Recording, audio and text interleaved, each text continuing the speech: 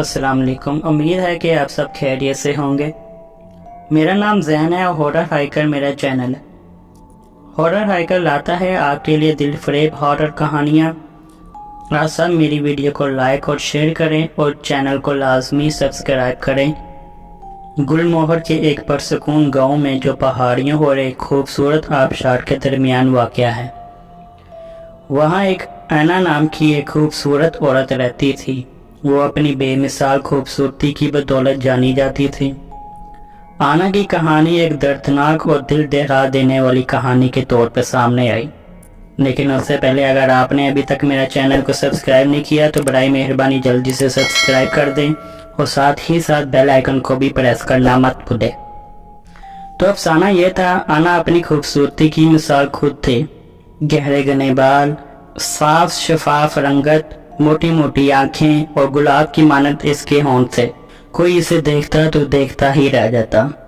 आना को वहाँ एक लड़का जिसका नाम आमिर था उससे बेहद लगाव था।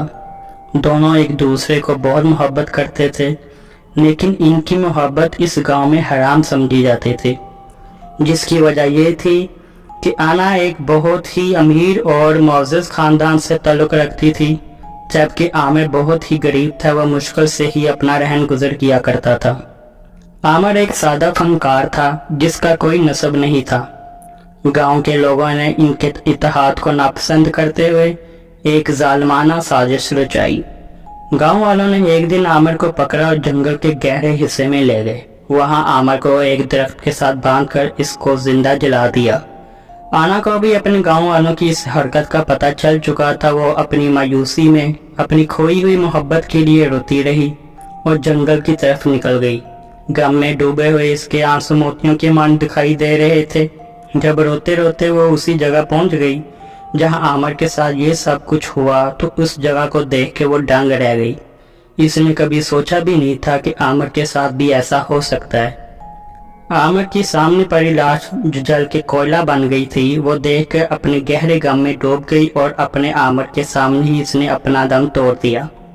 इस लम्हे में गांव वालों ने एक चुड़ैल के बारे में भी सुना जो पहाड़ों के इर्द उर्द घूमती रहती थी, जो कि एक हकीर औरत भी समझी जाती थी। वो अपनी खोई हुई मोहब्बत के इंसाफ की तलाश में पहाड़ों में इधर उधर घूमती, इसलिए तो गांव वाले शाम के बाद जंगल के इस पहाड़ी वाले हिस्से में नहीं जाते थे। लेकिन हुआ कुछ यूँ, यहाँ आना भी एक रूह बन चुकी थी। आना की रूह सिर्फ उन लोगों को नजर आती जिनके दिल साफ होते। आना की रूह उन लोगों की भरपूर मदद करती जिनकी मोहब्बत सच्ची और साफ होती।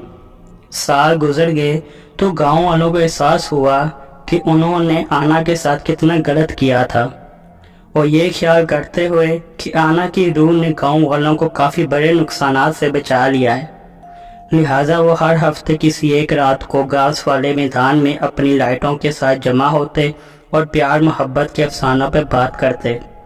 इसी दौरान आना की गैर मामूली मौजूदगी को महसूस करते। आना की सब चीज़ें जो आमिर ने इसे गिफ्ट दी थी उन सब को जमा करते और इसकी मोहब्बत को याद करते हुए एक मखसूस जगह पर रख देते।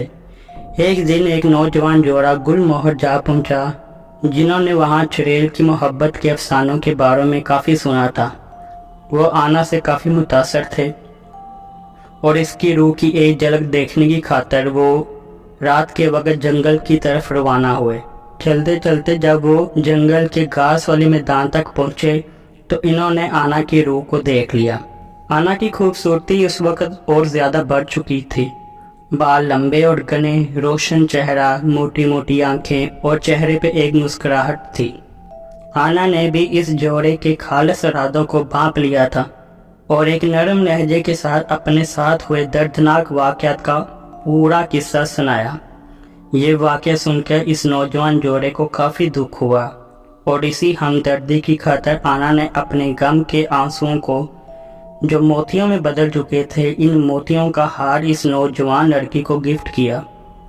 इस मुलाकात के लिए शुक्रगुजार जोड़े ने आना की कहानी को इज्जत देने और मोहब्बत का पैगाम फैलाने का वादा किया और यूँ खूबसूरत चुड़ैल का अफसाना गुलमोहर की पहाड़ियों में बुनता रहा। जो मोहब्बत की ऐसी कहानी जो वक्त की हदों को अबूर करती है اور ایک ایسی روح جس کی حقیقی موجودگی ان لوگوں کو تسلی دیتی ہے جو معافی اور ہمدردی کی طاقت پر یقین رکھتے ہیں۔